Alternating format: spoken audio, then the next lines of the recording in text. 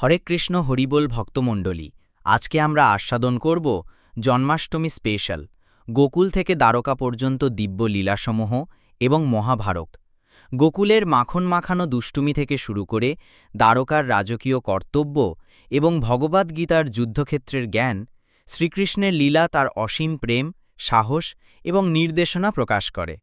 এই জন্মাষ্টমীতে তার দিব্য যাত্রা পুনরুজ্জীবিত করুন এবং তাকে আপনার হৃদয়ে নতুন করে জন্ম নিতে আমন্ত্রণ জানান। শ্রীকৃষ্ণ উজ্জ্বল ও প্রশান্ত, প্রকৃত ভক্তরা অনুগত, করুণায় ভরে দিচ্ছেন বাতাস। জন্মাষ্টমী একটি জীবন্ত উৎসব হিসেবে। জন্মাষ্টমী হিন্দু ক্যালেন্ডারে কেবল একটি তিথির চেয়েও বেশি কিছু। এটি একটি উদ্ভাসিত আধ্যাত্মিক অভিজ্ঞতা। এটি শ্রীমদ্ ভাগবতে বর্ণিত এবং সহস্রাব্দ ধরে সাধুদের দ্বারা পালিত স্বয়ং ভগবান শ্রীকৃষ্ণের দিব্য অবতরণকে চিহ্নিত করে। মথুরায় তার জন্ম, গোকুল ও বৃন্দাবনে দুষ্ট শৈশব, দ্বারকায় রাজত্ব এবং মহাভারতে গুরুত্বপূর্ণ ভূমিকা বিচ্ছিন্ন ঘটনা নয়, বরং তার শাশ্বত লক্ষ্যের অন্তঃসংযুক্ত অভিব্যক্তি। ভগবদ্গীতা ৪-৮ শ্লোকে ধার্মিকদের রক্ষা করার জন্য, দুষ্টদের বিনাশ করার জন্য এবং ধর্মের নীতি পুনঃপ্রতিষ্ঠা করার জন্য আমি যুগ যুগ ধরে এই পৃথিবীতে আবির্ভূত হই। যে শ্রীকৃষ্ণের লীলা, দিব্য লীলা, কেবল অতীতের গল্প নয়, এগুলি দীন্য হস্তক্ষেপ যা আজও সাধকদের পথ দেখায়। বিশেষ করে জন্মাষ্টমীর সময় এগুলি নিয়ে চিন্তা করে আমরা শ্রীকৃষ্ণকে আমাদের জীবনে আমন্ত্রণ জানাই, কেবল একজন ঐতিহাসিক ব্যক্তিত্ব হিসাবেই নয়, বরং আমাদের হৃদয়ে জীবন্ত উপস্থিতি হিসেবেও। ১. মথুরায় দিব্যজন্ম। রাতের গভীরে লোহার শিকল দিয়ে আবদ্ধ কারাগারে শ্রীকৃষ্ণ দেবকী এবং বাসুদেবের সামনে আবির্ভূত হন। শ্রীমদ্ভাগবত অধ্যায় ১০ বর্ণনা করে যে তিনি প্রথমে শঙ্খ, চক্র, গদা এবং পদ্ম ধারণ করে তার চতুর্ভুজ বিষ্ণুরূপ প্রকাশ করেছিলেন এবং তারপর তিনি একটি মনোমুগ্ধকর শিশুতে রূপান্তরিত হন। তিনি তার পিতামাতাকে আশ্বস্ত করেছিলেন যে তিনি অত্যাচারী রাজা কংসকে ধ্বংস করে ভবিষ্যদ্বাণী পূর্ণ করবেন। রাতের অলৌকিক ঘটনাগুলি চিহ্নিত করেছিল। রক্ষীরা ঘুমিয়ে পড়েছিল, শিকল খুলে দেওয়া হয়েছিল এবং যমুনা নদী ভেঙে যায় যাতে বাসুদেব নবজাতককে গোকুলে নিয়ে যেতে পারেন। যে মথুরার কারাগার অহংকার এবং আকাঙ্ক্ষা দ্বারা আবদ্ধ মানব হৃদয়ের প্রতীক, সেখানে শ্রীকৃষ্ণের জন্ম আমাদের শেখায় যে বিশ্বাস দৃঢ় হলে সবচেয়ে নম্র এবং সবচেয়ে অসম্ভব স্থানে দেবত্ব প্রকাশ পায়। ২. গোকুলে দিব্য সন্তানের মধুর আনন্দ। নন্দের বাড়ির আনন্দ। যশোদা মায়া শিশু কৃষ্ণকে হাতে মাখন ধরে আছেন।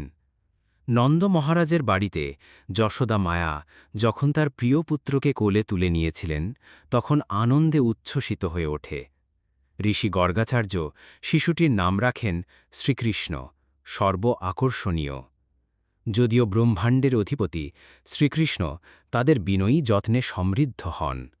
উঠোনে হামাগুড়ি দেওয়া, গোপীদের সাথে হাসতে হাসতে এবং গোকুলকে আনন্দে ভরে দেন। পুতনার মুক্তি। পুতনা রাক্ষসী একজন ধাত্রীর ছদ্মবেশে গোকুলে প্রবেশ করেন। বিষযুক্ত দুধ দিয়ে শ্রীকৃষ্ণকে হত্যা করার ইচ্ছা পোষণ করেন, তবু শিশুটি তার প্রাণের বাতাস চুষে নিয়ে তাকে মুক্তি দান করেন। স্বামী মুকুন্দনন্দ উল্লেখ করেন যে ঈশ্বরের কৃপা এতটাই অসীম যে তার সাথে সংযুক্ত কোনো বিদ্বেষপূর্ণ কাজও সর্বোচ্চ আশীর্বাদের কারণ হতে পারে। শয়তান এবং তৃণবর্ত। হাঁটতে না পেরে শ্রীকৃষ্ণ একটি ভারী শয়তানকে উল্টে দেন এবং পরে ঘূর্ণিঝড়ি দৈত্য তৃণবর্তকে পরাজিত করেন। এই প্রাথমিক লীলাগুলি দেখিয়েছিল যে ভগবানের সুরক্ষায় দৃশ্যমান বা অদৃশ্য কোনো শক্তি কারো ক্ষতি করতে পারে না। ৩. বৃন্দাবন কৌতুকপূর্ণ রক্ষক। যখন কংসের রাক্ষসদের হুমকি অব্যাহত ছিল, তখন নন্দ সম্প্রদায়কে বৃন্দাবনে স্থানান্তরিত করেন, যেখানে শ্রীকৃষ্ণের মোহময় গোপাল লীলা প্রকাশিত হয়েছিল। মাখন চোর। গোপীরা প্রায়শই তাদের মাখনের পাত্রগুলি রহস্যজনকভাবে খালি দেখতে পেতেন। অপরাধীকে শ্রীকৃষ্ণ, মাখন মাখানো গাল আর নিষ্পাপ চোখ। যে মাখন হৃদয়ের বিশুদ্ধ সারাংশের প্রতীক, যা শ্রীকৃষ্ণ প্রেম এবং ভক্তির মাধ্যমে চুরি করেন।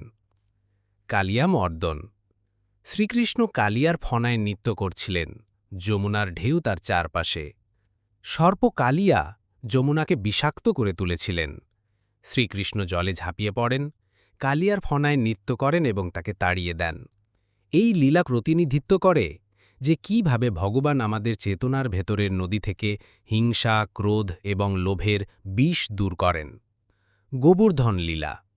যখন ইন্দ্র বৃন্দাবনকে প্রবল বৃষ্টির হুমকি দিয়েছিলেন, তখন শ্রীকৃষ্ণ তার কনিষ্ঠ আঙুল দিয়ে গোবর্ধন পাহাড় তুলে নিয়েছিলেন, 7 দিনের জন্য সবাইকে আশ্রয় দিয়েছিলেন।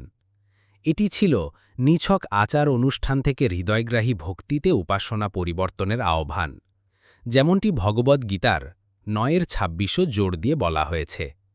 যদি কেউ ভক্তি সহকারে আমাকে একটি পাতা, একটি ফুল, একটি ফল, এমনকি জলও উৎসর্গ করে, তবে আমি আমার ভক্তের দ্বারা বিশুদ্ধ চেতনায় প্রেমের সাথে নিবেদিত জিনিসটি আনন্দের সাথে গ্রহণ করি।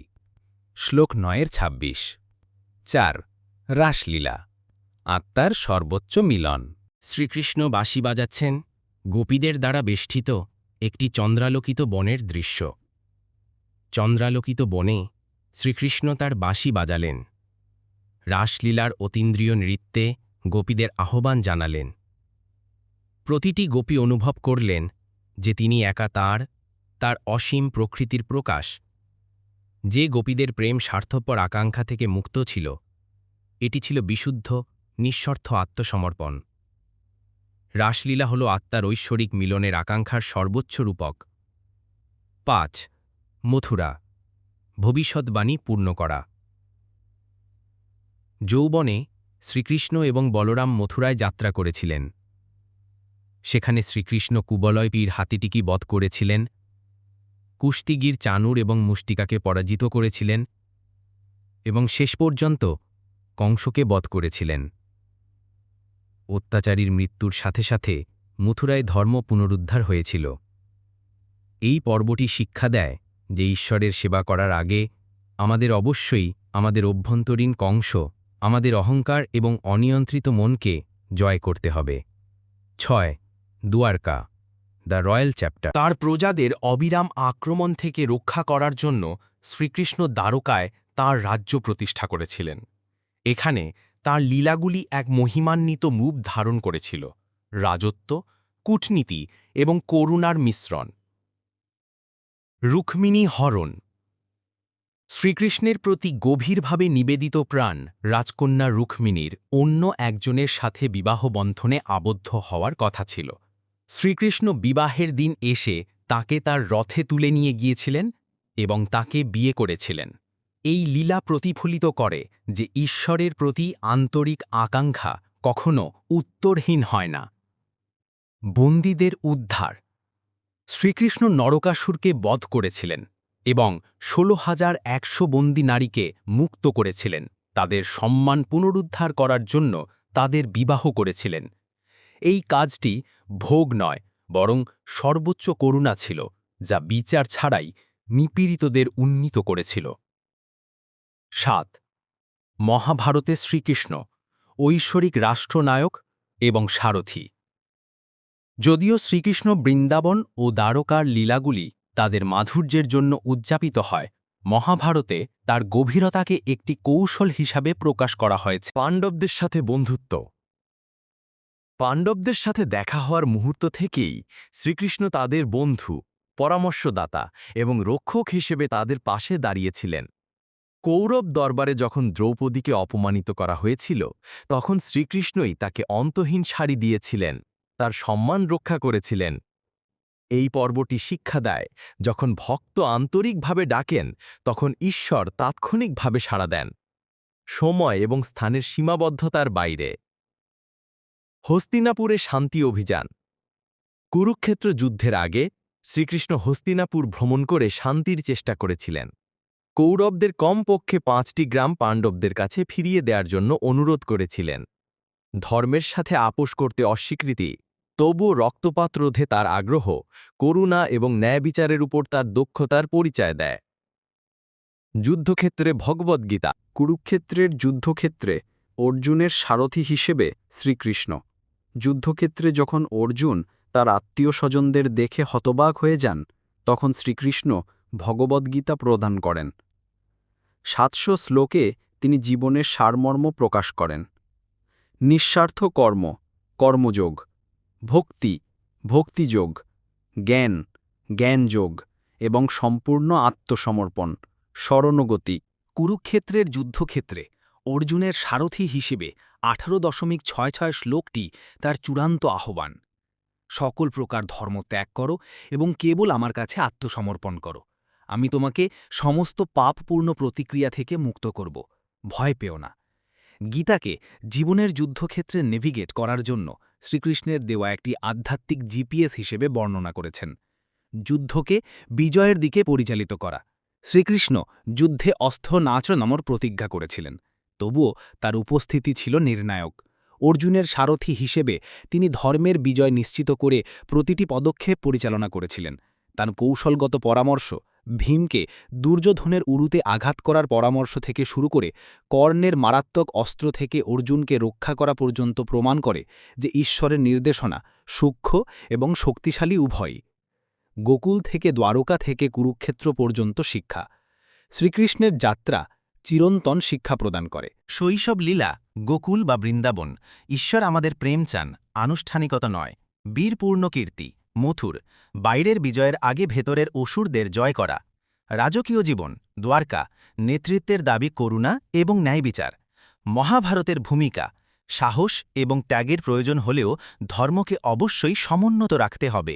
ভগবদ্গীতা, চূড়ান্ত পথ হল আত্মসমর্পণ, যে জন্মাষ্টমী কেবল ধর্মীয় অনুষ্ঠানের মধ্যেই সীমাবদ্ধ থাকা উচিত নয়। এটি একটি আধ্যাত্মিক পুনর্নবীকরণ হওয়া উচিত, যেখানে আমরা ব্যক্তিগত নির্দেশনা হিসেবে শ্রীকৃষ্ণের লীলাগুলিকে প্রতিফলিত করি, পূর্ণ নিবিড়ভাবে তার নাম জপ করি, তার সেবায় আমাদের প্রতিভা উৎসর্গ করি, তার কাছে উপহার হিসেবে একটি বন্ধনমূলক আসক্তি ত্যাগ করি। এটি করার মাধ্যমে আমরা প্রতিদিন শ্রীকৃষ্ণকে হৃদয়ে জন্মগ্রহণ করতে দিই। উপসংহার: শ্রীকৃষ্ণের শাশ্বত উপস্থিতি। গোকুলের মাখন মাখা শিশু থেকে শুরু করে দ্বারকার রাজা এবং কুরুক্ষেত্রের ঐশ্বরিক সারথি পর্যন্ত শ্রীকৃষ্ণের জীবন, প্রেম, জ্ঞান এবং সুরক্ষার একক অবিচ্ছিন্ন লীলা। শ্রীমদ্ভাগবত নিশ্চিত করে যে এই লীলাগুলি শ্রবণ করলে হৃদয় শুদ্ধ হয়। অন্যটিকে ভাগবদ্গীতা নিশ্চিত করে যে তার কাছে আত্মসমর্পণ করলে ভয় থেকে মুক্তি পাওয়া যায়। আসুন আমরা কেবল প্রভুর জন্ম উদযাপন না করে বরং আমাদের জীবনে তার ভূমিকাকেও আলিঙ্গন করি। বিভ্রান্তিতে আমাদের পথ প্রদর্শক, পরীক্ষার সময় আমাদের আশ্রয়স্থল এবং আমাদের চিরন্তন প্রিয়জন হিসেবে। অষ্টমী মধ্যরাতে পালিত হয়। রোমিনী নক্ষত্রের অধীনে শ্রীকৃষ্ণের জন্ম হয়েছিল মধ্যরাতে। প্রতীকীভাবে মধ্যরাত্রি ভোরের আগে সবচেয়ে অন্ধকার প্রহরকে প্রতিনিধিত্ব করে, যখন ঈশ্বর অজ্ঞতা দূর করার জন্য অবতরণ করেন। ৩. শ্রীকৃষ্ণের লীলা শোনার আধ্যাত্মিক উপকারিতা কি? শ্রীমদ্ ভাগবত অনুসারে এই লীলাগুলি শোনা হৃদয়কে পবিত্র করে, ভক্তি জাগ্রত করে এবং মুক্তি প্রদান করে। ৪. বাড়িতে জন্মাষ্টমী কিভাবে উদযাপন করব? মধ্যরাত্রি পর্যন্ত উপবাস করুন, শিশু শ্রীকৃষ্ণের জন্য একটি ছোট দোলনা সাজান, তার নাম জপ করুন, ভগবদ্গীতা বা ভাগবত পাঠ করুন এবং ভালোবাসার সাথে সহজ সাত্ত্বিক খাবার পরিবেশন করুন। ৫. মহাভারতে শ্রীকৃষ্ণের ভূমিকা জন্মাষ্টমীর সাথে কিভাবে সম্পর্কিত? জন্মাষ্টমী শ্রীকৃষ্ণের গোকুলে জন্ম থেকে শুরু করে ভগবদ্গীতায় তার নির্দেশনা পর্যন্ত সমগ্র লক্ষ্যকে সম্মান করে।